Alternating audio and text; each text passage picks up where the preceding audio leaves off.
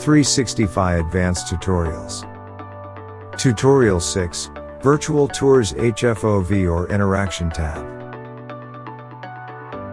Go to the List Tours page, and click the Edit Virtual Tour button, and click the HFOV or Interaction tab.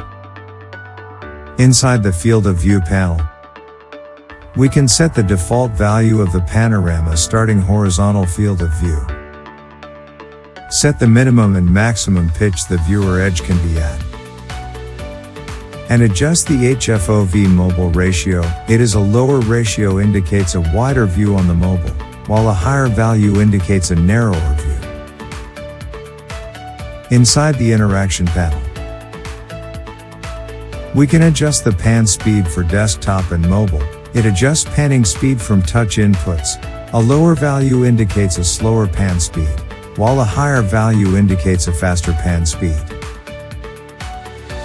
We can also adjust the friction for desktop and mobile. It controls the friction that slows down the viewer motion after it is dragged and released. Higher values mean the motion stops faster. On the preview panel, we can see the result for the desktop view and mobile view.